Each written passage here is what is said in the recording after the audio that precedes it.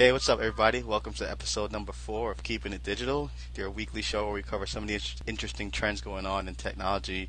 I'm Adrian, also known as Ace, and with me I got, Vivek George. Nice to see you guys again. yeah, and so this week, Microsoft released their Surface device, not to be confused with the device that they released, well, they announced 3 years ago, the Surface table. But Vivek, what are your thoughts on this tablet device that came out? I think it's a pretty bold move by Microsoft. Other than keyboards and a mouse and obviously the hugely successful Xbox.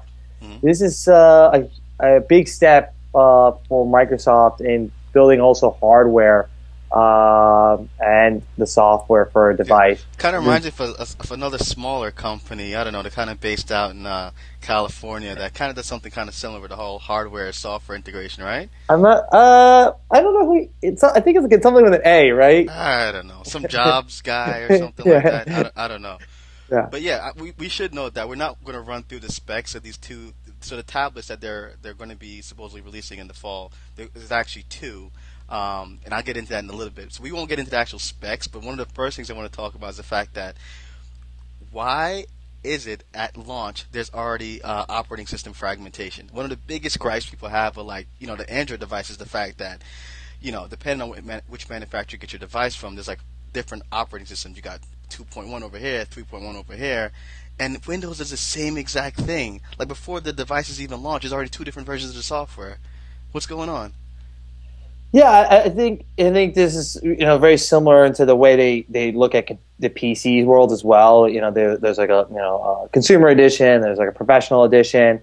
So there's definitely a little bit of fragmentation. I don't know exactly the key feature differences between the two. I don't I know think they matter. I think I don't there's think a they matter. slight hardware difference. I know with the keyboard, but It it is so semantic. Sorry to cut you off, but it's yeah. just so semantics. Like a lot of the like the hardcore tech blogs are kind of like going through the specs and saying that one of the things we're going to be talking about soon is like the whole pricing thing. And more than likely, these things aren't going to be aggressively priced. They're going to be priced at iPad level and higher, which is basically just going to cement the fact that these things are going to be non-starters. And I think the other big thing too about the fact that these devices and that ports and if you notice too in some of their product specs, which I have open my other screen, that's why I'm looking over here to the right, is that their screws are actually exposed. Like if Steve Jobs saw this, he would like throw this device away. Like the screws exposed. There's a back flap. The keyboard. This is just and depending what version you get, there's different software specifications and different apps will run on different. It's just it's a chaos. It's a fiasco. Yeah, I mean, I'm curious how it goes. I, I wouldn't write it off completely. I think there's a few different things that are going for it. And if you think back to the first Xbox, definitely not a great device. True, true. The software wasn't amazing. The whole package was an awesome, but it was up for them to get a test into the market and go from there. Definitely, this is a different device. Where actually the hardware really does matter because you're holding it in your hand, you're touching it regularly versus Right. an Xbox. But I think it has some potential. It's a really beautiful device. This keyboard, cover functionality is pretty exciting. And I think in the whole Windows 8 platform, it's an interesting play. Before we jump into the Windows 8 platform, one thing to also note about these devices, and we don't want to talk too much about the specs because you could always go on Engadget or some of these other Yeah. gadget sites to go through the specs. But what I also thought was interesting too is that they actually work with styluses, which goes back to something that Bill Gates was always a big proponent of. He always felt like tablets will take off when styluses take off, and that was kind of one of him and Steve Jobs' biggest, differentiation points is that Steve hated styluses. He never wanted to actually see them, and it's funny that in this new tablet device that they're coming out with, styluses do work as well too. So that's another interesting little tidbit. I'm as much of a Steve Jobs fan I am. I actually, in regards to a tablet, I think a stylus is a logical thing. I you know Heresy, heresy. I've said this a bunch of times. That there's a blog Are post you I've written disagreeing about. publicly with something Steve Jobs did? Yeah, I think when the iPad came out, before it came out, everyone was talking about it, and I was imagining this device, and I thought of the device as essentially replacing paper and pen. You have you have this, you have your textbook, okay, and you can highlight it and you can write in the margins, And I think Steve's focus on having this very clean device, no things you can lose or miss, stopped him from thinking about this aspect of making a device that's essentially replacing paper and pen. And I don't think the iPad does that yet. I really don't believe so. Yeah, you can get a stylus and you can add it, but the functionality is not as nice as actually maybe if they really embedded that type of functionality into the device. No, you're hitting on something really interesting in the fact that these tablets, devices, it's kind of like it's different strokes for different folks, right? Like the reason why Android open source, not didn't open source, but they license out their operating system so that people could do different things. You can find an Android tablet with a built-in keyboard. You can find it without. You can find some with 4G. You can find some without 4G. It's kind of like make your own device, and I think that's what Microsoft is trying to do here. Is like, hey, we're going to put out these two different devices, one on the low end, one on the high end, and you figure out if these are for you. They come in different color palettes. You could have all. What I also thought was interesting is that they released a whole bunch of different accessories too. But yeah, let's talk a little bit about Windows 8, which is the operating system that's going to be running on. As a Apple loyalist, even I have to admit that it is a very stunning and beautiful operating system. My brother actually has a Windows device. Funny because he's a Linux guy. I don't know how he manages to do that, but somehow he can rationalize it. And it's nice. I played around with one of those Nokia phones. It's good. He has a Nokia Lumia 900. I don't know what the model number is because unless Steve Jobs touched the device, I could care less about what these things are. Sure. But I believe it's some Nokia or something like that. It's slick, it's polished, the tiles are cool. Would I use this day to day? Hell no. But it's cool. It's nice. Yeah. I'm a big fan of Windows 7, Windows 8. Also now, I think it's a real. We should disclose here that you are a Bing user. Yes. Oh yeah. Yeah. I think we already disclosed that with one of our other previous blogs, but yeah, I'm not. I wouldn't say I'm a Microsoft proponent. I just think they're making moves. Are they behind? Yes, they're definitely behind. Are they trying to catch up and making some really solid products? I think it's undeniable. I mean, editorial reviews. Even if you go to the Amazon store and you look at their phone reviews, their phones get some of the best reviews of all phones on Amazon. What their Bueller score would look like. The Bueller score will definitely be important for Microsoft, but it's a really beautiful operating system, and I think their phones are slowly starting to match the operating system. Now it's a matter of a lot of other things like getting apps on the phone. And speaking of which, I was just going to hit on that note, and I think one of the reasons why they're trying to move everything towards Windows 8 is because what they're trying to do with developers is that you build your app one time, and so it's going to run natively on the desktop and also on mobile devices such as actually the mobile handsets and on the tablets. But again, I always go back to because I don't know why Steve Ballmer's doing it.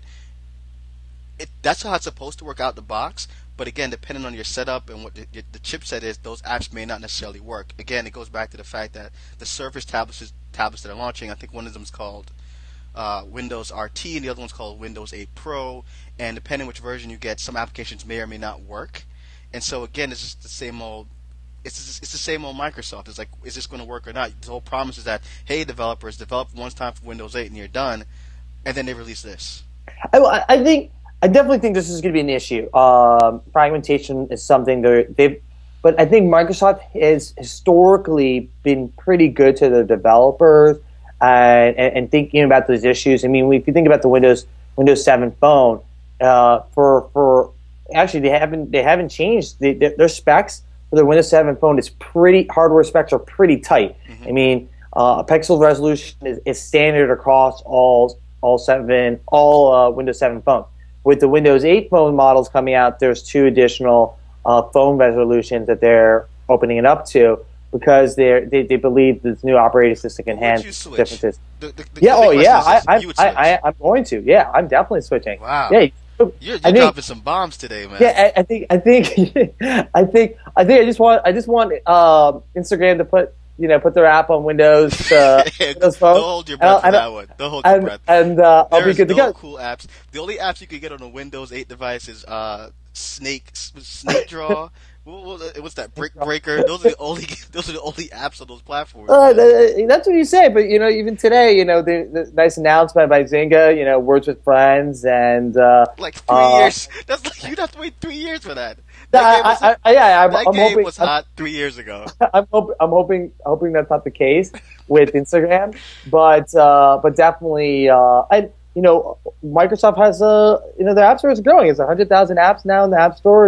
It's growing pretty rapidly. I know Microsoft's paying for a lot of those apps to be in those Yeah, App Store, yeah. but they're pushing. I think they're late to the game, like I said, but they're here to stay. So I'm excited what they put down already, and I'm interested to see where it goes from there. I think I am rather bullish on Windows 8 as well. I do think that it's giving Microsoft a fighting chance. I think you and I were talking about before the fact that for me, I would never buy Microsoft stock. But if they split out the Xbox division for Microsoft, I would. You could pay me in Microsoft stock then. Like pay me in Xbox stock. I would take Xbox stock over Facebook stock. Really? And I would take Wow. Facebook stock over Apple stock. Because I'm Yeah, just so that's bullish huge. on Xbox and their platform. And this week there's supposedly some documents leaked that talked about the next version of Xbox and integration as Funny. far as the tablets. It wasn't confirmed that these documents were authentic, but I thought it was interesting the fact that Microsoft is definitely moving towards keeping everything in sync. Again, very much like Apple, where whether it's a game console or a desktop device or a mobile handset or a mobile tablet, you sign in once. You hopefully all the apps work, and that's what they're moving towards, which And is in some ways, they're actually even more so than Apple, right? Because Windows 8 works across these devices. While you have iOS and you have, now coming for Apple Mountain Lion, right? yeah, So yeah, two different operating systems, definitely, and you don't have the same promise that you can build an app once and it essentially works across. So I think Microsoft's really trying to make some steps. Will they be able to succeed? Time will tell. I'm really excited about, like you said, this Xbox integration. I hmm definitely think this will be a key thing for them, and gaming is huge on mobile phones and mobile devices, so that'll be a big proponent for them. And additionally, with Kinect and this voice control activities that they have on Xbox, I was doing some reading that they're actually bringing that to Windows phones as well. So yeah, while Siri, yep. you can control your iPhone, certain functionalities you can ask it to do, and with the Windows 8 phones, you can use your voice controls to control different apps. So developers can take advantage of the voice controls on a Windows phone that they So can't do on Apple, which I think is a pretty exciting step and a pretty big thing. yeah, it's definitely moving us forward. And it's funny you mentioned the fact that all these different devices are utilizing Windows 8, right? And some people are speculating that the next big jump in Mac OS. So right now, I think it's Mac OS 10 dot something, but they're speculating Mac OS 11. It's going to be one operating system. So on your phone, you're going to have OS 11. On your desktop, you're going to have OS 11. And that's what they're moving towards with the whole iCloud integration and the fact that Messages now is going to be a native application on your desktop, just like your phone.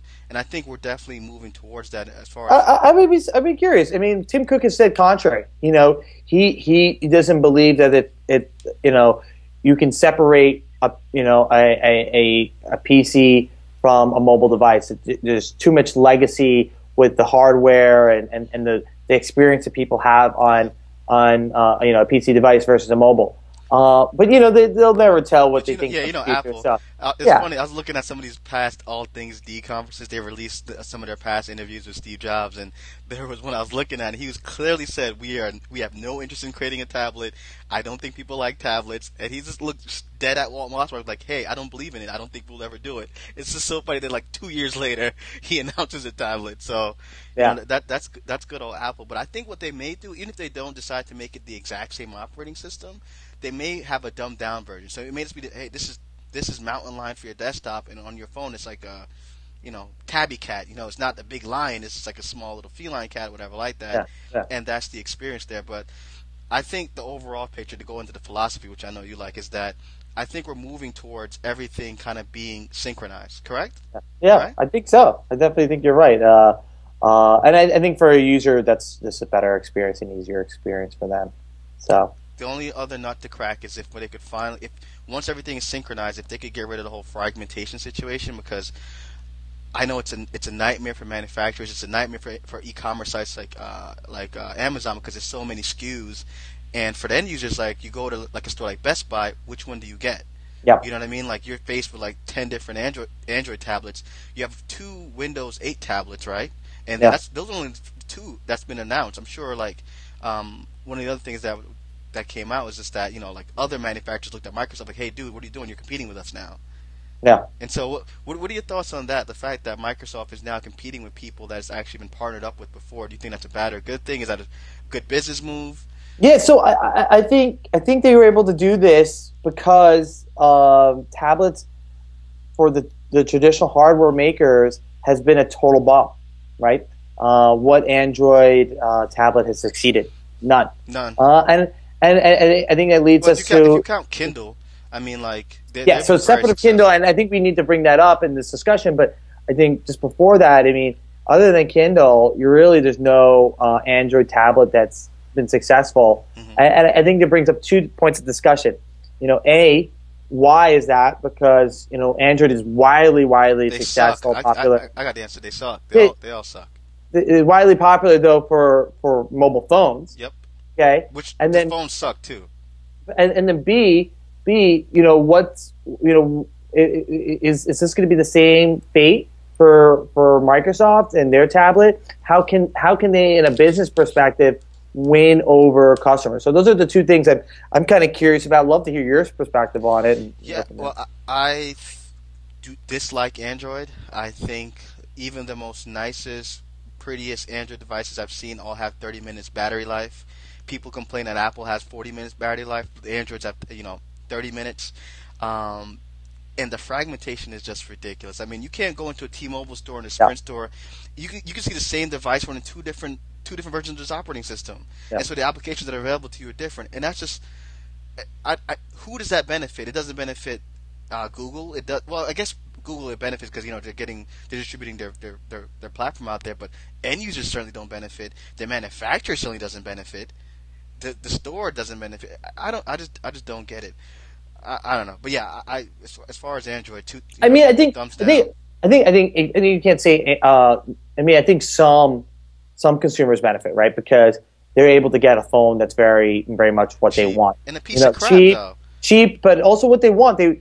Someone so many megapixels. They want so much power. They want 4G. They want whatever. Fair enough. And they can and Android allows them to do that, right? People are allowed to make bad mistakes. Yeah, and that's just a different philosophy that Apple has. Apple says we spend all day, all night thinking about these problems. Hmm. We're going to give you the best device possible. Yeah. And I think there's a different philosophy between Google, Microsoft, and Apple, obviously. But Microsoft, I think, is sort of in the middle between those 2. yeah, they're in the dangerous middle because again, they're a software distributor. They're also a hardware manufacturer, so it's a little difficult. But to go back to the whole Kindle Fire situation, I think just to round out this conversation about the whole Microsoft tablet, I think the only way the Surface device could be successful is if it doesn't compete with iPad. I don't think I don't think any tablet could come out and compete with iPad at price point. Like if Yeah. you're coming out with a tablet now, it Yeah. has to be under $300, as Yeah. proven by Kindle and its Yeah. success, as proven by all the e-readers out there and their minimal success. You cannot, and the Surface is looking like it's going to do that. It's going to come out at Yeah. $499, at the low end, and probably $699 at the high end, and it's going to be like the Microsoft Kin and all these other crappy Microsoft products that nobody else uses. Yeah. You just can't compete with Apple on price. They've Yeah. already set the bar. You could Yeah. work under the bar and just crush it. That's what I would do. Yeah, I think I think you're totally right. I think they're definitely going to have to do something cheaper than an iPad. Because they really have, even though they have critically acclaimed product, with their operating system, it's just not translating to real sales on the phone side. Yes. And now in the tablet, it'll be similar. I have a very similar fate, I believe.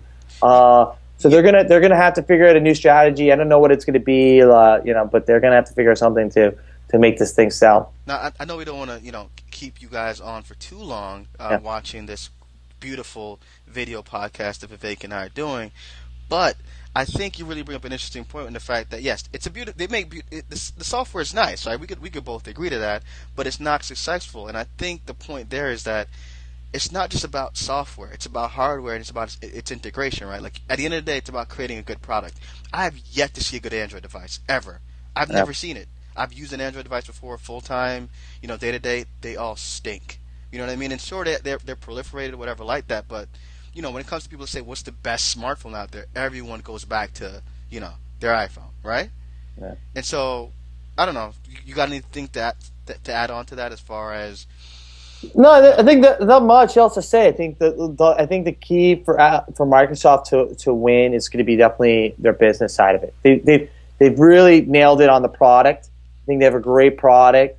I think going forward, it's going to come down to honestly, it's going to come down to marketing and creating a product that resonates with people, kind of like what Apple does, right? Because at the end of the day, what Apple develops and design and what Microsoft does and what Google does, it's going to be They're all pretty similar. close. They're all running. Pretty similar, They're all running Intel. They're all doing yeah, I think tiles are cool, whatever. But at the end of the day, it's like, how do you sell that product to the end user? What gets them excited? Do you resonate with users? And I don't think Microsoft's found its footing yet on that. And hopefully they do, because I think they're building a great product, and I love other people to use it, so that there's more apps for me to use when I get one. you're just hoping that more people use it so that these actual cool apps will find a reason to Yeah, actually develop for your platform. yeah, exactly. Well, can't knock you for that. So, thanks everybody for listening. You guys could definitely find out more about the project that Vivek and I are working on. I think your video's frozen, but hopefully, hold up. It's frozen now? Yeah, it's frozen, but it's all right. I think we're going to close it up anyway. You can find out more about the project, the stealth startup Vivek and I are working on at Bueller.com, BUELLR.com. Of course, you can find our blog at Bueller.tumblr.com. Oh, you're back. You're back. Good. You want to plug anything else you got going on there? I think that's the main stuff. So check us out on Twitter. I'm Vivek M. George. And you are... At Adrian Grant, but don't follow me on Twitter. My Twitter stream is filled with cats and kittens and hardcore rap. Unless you're interested in either of those things, you shouldn't follow me on Twitter. So don't follow me on Twitter. Definitely check us out. Thanks, guys. Alrighty.